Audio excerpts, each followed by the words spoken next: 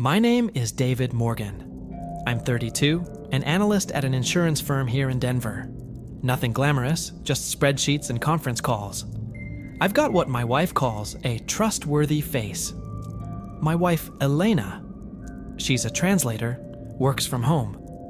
We've been married for 3 years, living in a cozy one-bedroom in Capitol Hill. It's safe. Or at least, I thought it was. About 6 months ago, right after her grandmother passed away in Italy, this morning ritual started. Every single day, just as I'm about to leave for work, Elena appears. She'll walk up to me, straighten my tie, smooth my collar, and then she'll slip her right hand into my left jacket pocket. Just for a second. Then she'll kiss my cheek and whisper, "Be safe today." At first, I thought it was sweet. She'd been distant since her grandmother died, and I figured this was her way of reconnecting. I never questioned it. Not until the ring appeared. It was a Tuesday morning. I was running late. Elena did her routine, and I rushed out. In the elevator, I felt something hard in my pocket.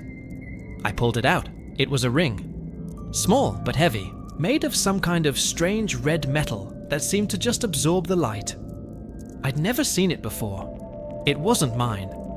I figured it must have fallen into my pocket at the dry cleaners. I shoved it back in and forgot about it. The day went great. I landed a big contract. My boss was thrilled. I was on top of the world. That evening, I reached into my pocket to check my phone, and the ring was gone. I patted down all my pockets. Nothing. I felt a little guilty, thinking I'd lost someone's property, but I was too busy to worry. That night, I mentioned it to Elena. She just smiled. "Maybe it was a lucky charm," she said. "You got the contract, didn't you?" I laughed it off. She'd always been a bit superstitious. She reached across the table, her fingers ice cold, and said, "Sometimes we need reminders that we're protected." It was an odd thing to say, but I let it go. The next morning, Wednesday. Elena did her ritual again. Tie, collar, pocket, kiss. "Be safe today." I get to my desk, reach for my phone, and there it is. The ring was back. My heart started pounding. Same red metal, same strange weight. I held it up to the office lights and saw tiny markings etched inside. They looked like letters, but from an alphabet I'd never seen before. My colleague Sarah noticed. "What's that?" "Looks old. Like really old." I quickly shoved it back in my pocket, my hands shaking. "It's nothing," I said. "Just costume jewelry." But I knew it wasn't. At lunch, I called the dry cleaners. Mr. Park, the owner, was adamant. "No, Mr. Morgan. We always check pockets. If we found jewelry, we would have called you immediately." That night, I didn't say a word to Elena. I just watched her. She looked tired, sad, distracted. After dinner, I checked the jacket I'd worn. I turned every pocket inside out. Nothing. It was gone again. Thursday morning. The ritual. I waited until I was in my car before I checked my pocket. It was there. But this time, it was warm. Not hot, just warm. Like it had been sitting in the sun, even though my jacket had been in a dark closet all night. That's when I felt it. For the first time, I was genuinely afraid. At work, I couldn't focus. I kept taking it out, turning it over and over. I started Googling. Red metal ring strange symbols. Nothing. Protective jewelry. Just folklore. Finally, I typed, "Why would someone put a ring in my pocket without telling me?" The results made my stomach turn. Tracking devices, psychological manipulation, obsessive behavior. I slammed my laptop shut. That evening, I confronted her. She was on the couch, working. I sat down and pulled out the ring. "Elena, I need you to tell me the truth. Where is this coming from?" She just glanced at it. "I don't know what you mean." "This ring," I said, my voice rising, "it keeps appearing in my pocket. Every morning after you touch my jacket. Is this yours?" She finally looked at me, and I saw a flicker of fear in her eyes. David, I don't know anything about a ring. You're lying. I'm not, she said, her voice steady, but her hands clenched into fists.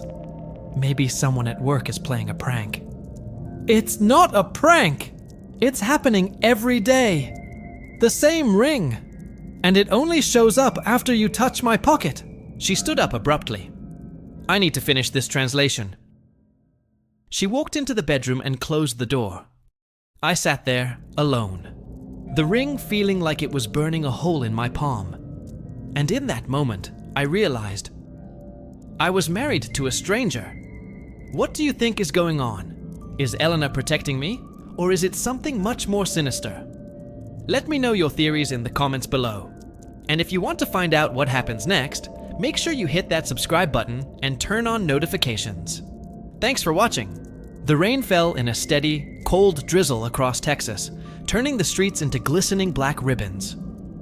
Gripping the steering wheel of his Chevy, Sergeant Marcus Hill felt the damp chill seep into his bones. He was 26, a soldier just off a 14-hour shift at Fort Hood, his boots still carrying the scent of dust and duty. Home was calling. Dallas. His mother was waiting. It was her birthday, the first one since she had stared down cancer and won. Then, the familiar, dreaded bloom of red and blue lights in his rearview mirror. Marcus let out a long, slow breath. Not again. He pulled to the side of the road, placing his hands on the wheel, just as he'd been trained. His heart was a steady drum, but his mind was on high alert. The crisp uniform, the polished name tag glinting under the streetlights. Hill M. He was calm. He was prepared. But the sight of those flashing lights was a sting he knew all too well. A young officer approached, his hand resting casually, yet purposefully, near his holster. "License and registration," he demanded, the words sharp, devoid of any warmth. There was no greeting, no acknowledgement of the uniform Marcus wore with pride. As Marcus handed over the documents, he felt his jaw tighten. He'd been in this exact spot more times than he could count. The officer's eyes swept over him, not seeing a soldier, but a threat. His partner, older and quieter, leaned against their patrol car, arms folded. He was the one who spoke next, his voice a low rumble. "Where you headed this late, son?" "Home," Marcus replied, his voice flat, a mask of control. "To see my mom."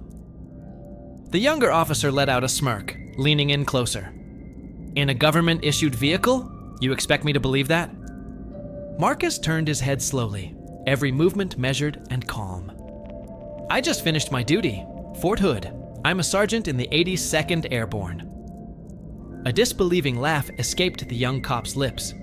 "Yeah, prove it." Marcus simply gestured to the array of patches and pins adorning his uniform. "It's all right here."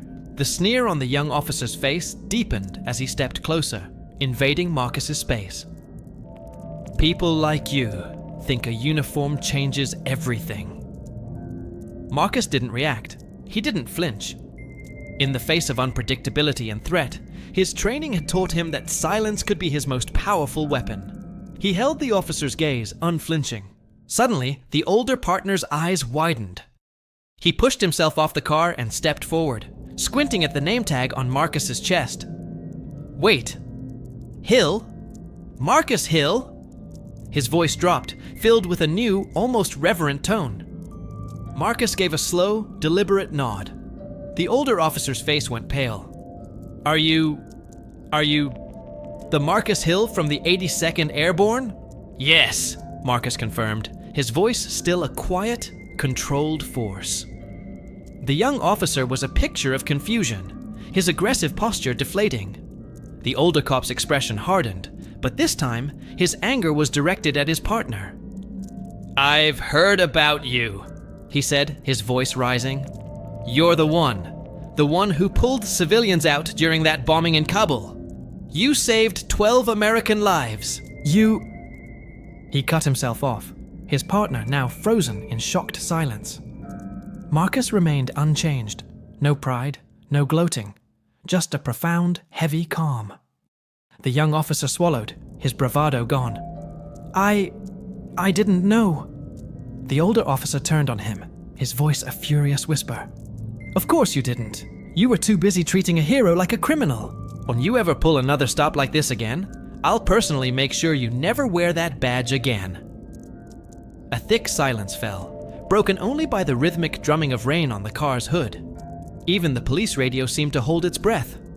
Finally, Marcus broke the quiet. "Am I free to go, officer?" The younger one, visibly shaking, could only nod. Yes, sir." Marcus started the engine. The headlights sliced through the misty rain, and he pulled back onto the road, the flashing red and blue lights shrinking in his rearview mirror until they were just a memory. He glanced at the dashboard, at a small worn photo clipped there. It was his mom, smiling, holding a cake. A faint smile touched his own lips. He had survived firefights and ambushes halfway across the world, but he knew, deep in his gut, that some of the hardest battles were fought right here, on home soil. Fought against prejudice, against assumptions, against the crushing weight of history. His knuckles whitened on the steering wheel. He thought of all the other stops, all the other nights he'd driven home in this uniform, his heart pounding a little too fast. He thought of his mother, waiting for him, praying for him to walk through that door, safe. By the time he pulled into her driveway, the rain had soaked his sleeves and he was tired. Not the physical exhaustion of a long shift, but a deep soul weariness that came from being constantly watched, judged, and doubted. He stepped out of the car and saw it, the warm, welcoming glow from his mother's kitchen. He had been to war, but the fiercest battles were often silent, fought in the shadow of flashing lights, and the assumptions of a world that sometimes refused to see him for who he truly was. He opened the door and stepped inside. And for the first time in what felt like a lifetime, he was home. He was safe. This story is a powerful reminder that heroes walk among us, and that respect is earned through character, not dictated by prejudice. If this story moved you, please share it, and let's continue the conversation. Don't forget to like and subscribe for more content that matters. Thank you for watching. That night, I didn't sleep at all. I lay in bed staring at the ceiling. Elena curled beside me, her breathing soft and even. On her nightstand, a glass container pulsed with a gentle red glow, like a heartbeat. I wanted to believe her. God, I wanted to. Because the alternative, that my wife was delusional, possibly dangerous, was somehow worse than the idea that I was living under a supernatural death sentence. Curses? Magic? In 21st century Denver? It was absurd. And yet, the ring kept appearing. The symbols on it moved. The container glowed. I couldn't explain any of it with logic. Around 4 a.m., I made a decision. I was going to test it. If this curse was real, then going without the ring would put me in real danger. If something happened, an accident, a close call, anything unusual, then I'd know she was right. And if nothing happened, then we'd need to have a very different, very serious conversation about her mental health. Saturday morning arrived cold and gray. I heard Elena moving around, the kettle whistling. I got up and dressed deliberately, choosing a pair of pants with a pocket I'd torn with scissors the night before. A clean vertical tear. If she tried to slip the ring in, it would fall right through. I came out of the bedroom, and Elena was waiting with coffee and that gentle smile of hers. She looked tired, with dark shadows under her eyes. "Good morning," she said softly. "Morning." I sipped the coffee. Perfect as always. Elena approached me and started her little ritual. She straightened my collar, adjusted my shirt, and then her hand moved toward my pocket. I watched her face as her fingers slipped inside and found the tear. Her expression shifted instantly, from confusion to sheer alarm. Her hand withdrew. She looked at me, her eyes wide. "David, your pocket." "I know. It ripped. I'll get it fixed. You can't go out like that." "It's fine, Elena. It's just a pocket." "No, it's not." She grabbed my arm. "Wait, let me get you different pants." "Elena, I'm already dressed. I'm just running errands." "David, please." Her voice cracked. "Just change the pants, please." I looked at her, really looked, and saw genuine terror in her eyes. "Why does it matter so much?" I asked quietly. She hesitated, then whispered, "Because I can't protect you if you don't have the ring." "Then tell me," I said. "Admit you're putting it there every morning." She paused, then nodded slowly. "Yes, I put it there. To keep you safe." "Show me." She went to her bag, pulled out the glass container, and unscrewed the lid. The red liquid inside began to bubble and swirl. Her hand was shaking as she reached in with 2 fingers and pulled out the ring. It was dripping with the red substance, glowing brighter now, almost pulsing. She held it out to me. "Take it, please." I just stared at it. "What if I don't?" "Then you're risking everything." Tears started streaming down her cheeks. "David, I'm begging you. Don't test this. Don't test fate." I took the ring from her. It was warm, almost hot, and a strange humming filled my ears. The symbols on its surface were swirling like water down a drain. I closed my fist around it. "Okay." Relief flooded her face. "Thank you." She reached for my pocket, remembered it was torn, and pressed the ring into my palm instead. "Keep it in your hand. Or your other pocket. Just don't lose it." I nodded and left. I drove aimlessly for an hour, the ring sitting in my cup holder. I couldn't bring myself to hold it. Every time I glanced over, those symbols seemed to be watching me. Around 10, I pulled into a parking lot near Cheeseman Park and just sat there, trying to think.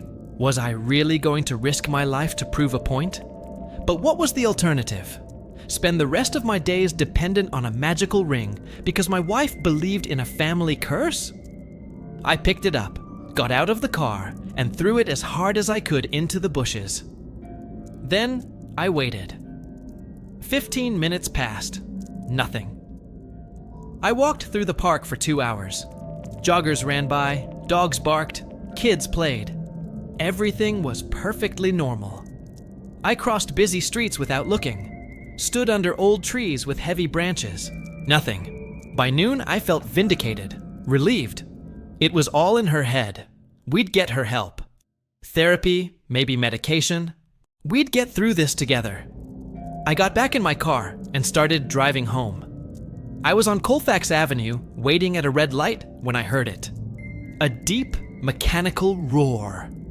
I looked in my rearview mirror and saw a semi-truck barreling toward me. Its brakes were screaming, smoke pouring from the wheels. The driver was laying on the horn, his face a mask of panic. He wasn't going to stop. Time slowed to a crawl. I saw the truck's grill getting closer, the light still red, the cars around me trapped. There was nowhere to go. I was going to die. And then, the truck swerved. At the very last second, it veered left, jumped the median, and crashed into a light pole on the other side of the street. The sound was deafening. Metal tearing, glass shattering, car alarms screaming. I sat frozen, my heart trying to hammer its way out of my chest. The light turned green. Cars started honking and moving around me. I could hear sirens in the distance. Slowly, I pulled over to the side of the road and just sat there, shaking. The truck had missed me by inches. Inches.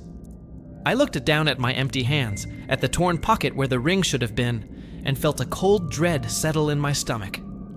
Elena was right. I don't remember driving home. One moment I was staring at the wreckage, the next I was parked outside our building. I stumbled up the stairs, my legs weak, my mind blank with shock. I unlocked the door and found Elena on the couch, her face buried in her hands. She looked up as I came in, and her eyes filled with overwhelming relief. "David." She ran to me, throwing her arms around my neck. "Oh God, you're okay. You're okay." "How did you know?" I asked numbly. "I felt it. The moment the ring left you, I felt the curse activate." She pulled back, her hands on my face. "What happened?" I told her about the truck, about how close I'd come. When I finished, she said quietly, "He shouldn't have been able to swerve. The curse doesn't allow for near misses. It's designed to be final." "Then why am I alive?" "How long did you have the ring this morning?" before you threw it away? I don't know, maybe 5 minutes? That might have been it. A residual charge, just enough protection to turn a fatal accident into a close call. She looked me dead in the eyes. But it won't happen again, David. Next time, there won't be a swerve. There won't be a miracle. You'll just die. I sank onto the couch, my head in my hands. I'm sorry, I whispered. I should have believed you. She sat beside me and took my hand. I don't blame you. It wasn't until I started having the dreams about you that I accepted it was real. What do we do? I asked. We keep you alive, one day at a time. She squeezed my hand. And maybe, eventually, we find a way to break it. Is that possible? My grandmother thought so. Elena stood and went to a drawer, pulling out a worn, old leather journal. She left me this. Her notes, her research, everything she learned. She handed it to me. The pages were yellowed, filled with handwriting in Italian, mixed with strange diagrams and symbols. Can you translate it? I asked. I've been trying, but some of it is in lost dialects, and some of the symbols. It's going to take time. Then we have time, I said, as long as I keep the ring. She nodded. As long as you keep the ring. That night, Elena performed the ritual in front of me. She opened the container, and the ring floated up out of the red liquid, spinning slowly. She whispered words in a strange, guttural dialect of Italian, and the ring glowed brighter before settling back down. That's it? I asked. That's it. Every night, the ring is cleansed and recharged. Every morning, it's transferred to you. As long as we maintain the cycle, you're safe. And if we miss a day? She looked at me, her face completely serious. Then we find out how creative the curse can be. I didn't ask any more questions. The journey to break this curse has just begun. If you want to see what happens next, make sure to subscribe and hit that notification bell. Thanks for watching, and I'll see you in the next one. For 3 months, every single morning started the same way. Elena performing her ritual, me watching, the weight of a supernatural object in my pocket a constant reminder. 3 months of living with the knowledge that one missed day meant death. You'd think it would bring us closer, and in a way it did. No more secrets. But a new kind of tension moved in with us. A low-level anxiety that hung in the air, turning every clink of a dish, every hum of the dishwasher into a jump scare. It was a rational yet completely irrational paranoia. Elena buried herself in her grandmother's journal, trying to translate the old Italian text.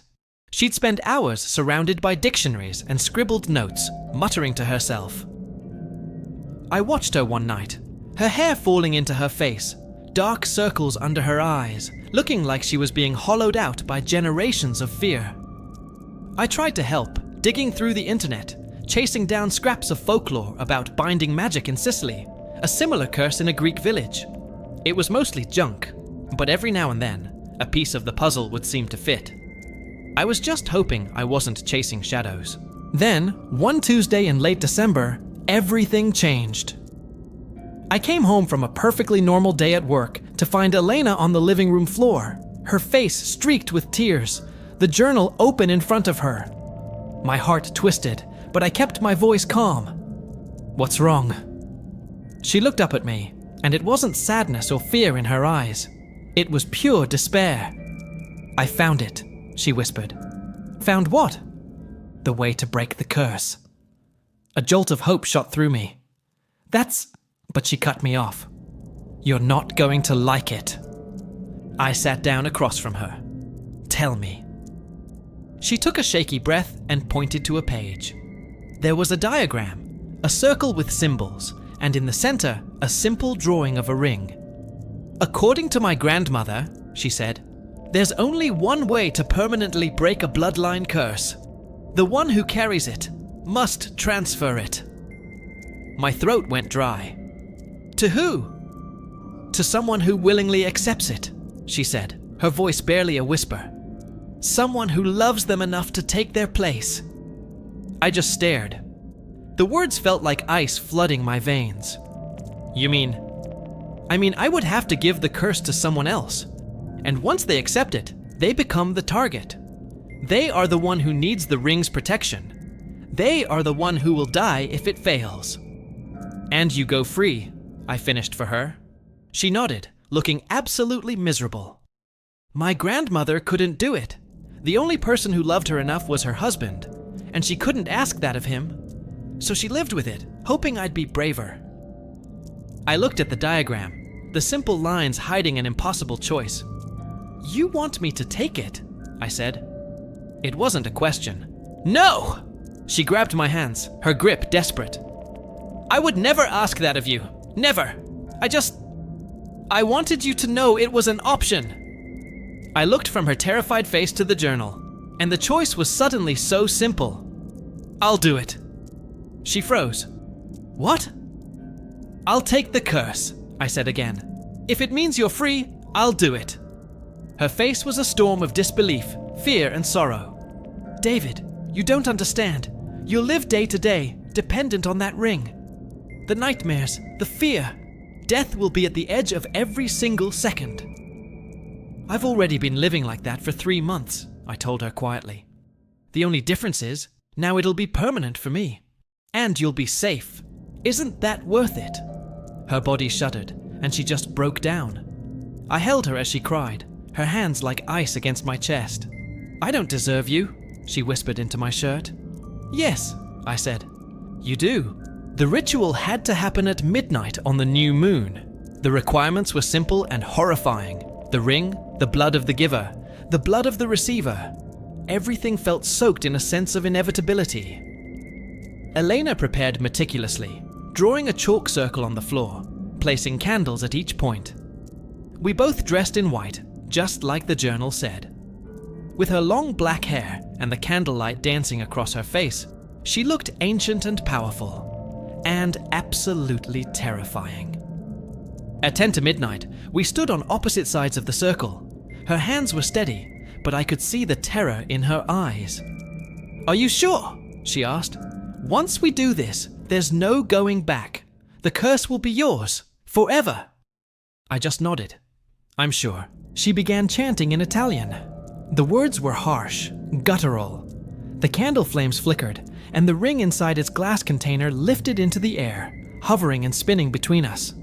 She sliced her palm with a small knife and let 3 drops of blood fall into a ceramic bowl at the center. Your turn.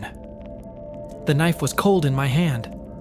I pressed it against my palm, a sharp lance of pain, and then 3 of my own drops fell. The liquid in the bowl surged into a column of red light, filling the room. The ring spun violently.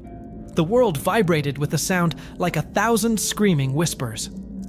Elena kept chanting, her voice rising. I release this burden. I pass this weight. I free myself and bind another. The light shot directly into me. It was a searing pain and a strange warmth, an intrusion and an acceptance all at once. I felt something foreign scrape against my very soul and embed itself deep inside. Then, as suddenly as it began, it was over. The ring clattered into the bowl. The candles went out. We were plunged into darkness. How do you feel? Elena's voice shook. I could feel it. A presence, waiting, watching. It's inside me, I whispered. She collapsed into sobs of relief and fear. It worked, she cried. I'm free. I held her, trying to ignore the cold dread settling in my gut. What had I just done? The next morning, for the first time in months, Elena didn't perform the ritual. Her face was lighter, her breathing even. The ring, now darker and somehow heavier, rested in my pocket. I found myself touching it constantly. Days turned into weeks. I learned the ritual. I adapted. But the nightmares came. Vivid, terrifying dreams of drowning, falling, suffocating. I became a creature of caution. I stopped going out much, drove like a grandpa, avoided anything that looked like a risk. But the curse was alive. It was circling me, testing me. Close calls kept happening. A man with a knife stumbling just feet away, a car swerving and missing me by inches. Then, in June, the breaking point. During the morning ritual, the ring cracked. Tiny fractures spread across its surface like spider webs. I felt the protection weaken. I had days, maybe a week, before it failed completely. The full weight of my choice crushed me. Elena's face was a mask of pale horror. "We need a replacement," she said, her voice firm. "We need a practitioner, someone who knows this magic." Our search became desperate. I was learning the true horror of the curse. It doesn't forgive mistakes. It just watches and waits. But in my frantic research, I found a loophole. A final escape clause. A death given freely, a willing sacrifice, would end the curse permanently. I almost took it. I almost ended it all to free Elena completely. But fear held me back. Love held me back. The simple, raw instinct to live. We found her in New Mexico, an old woman named Maria. She was ancient, wise, and fierce. She didn't offer easy answers. She demanded courage. She made me confront the curse head-on. I stood in the circle again, but this time the curse rose up like a monster, roaring in my mind, showing me every single death it had planned for me. I could have panicked. I could have run.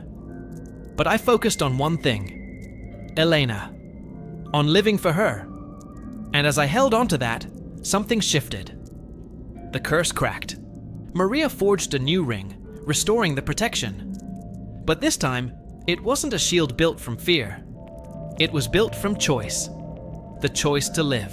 3 years later, the ring is a part of me. It's visible on my hand, a constant reminder. Close calls still happen, the curse is still there. But so are we. Elena and I have a daughter now, Sophia. We're teaching her the truth we learned, that curses, fears, they only have the power you give them. Death is always a possibility, but life is a choice. And choosing to live, every single day, that's the strongest magic there is. Every morning, Elena kisses me, adjusts my tie, and says, "Be brave today." And I am. Thanks for watching. If this story meant something to you, please consider liking and subscribing. We'll see you next time.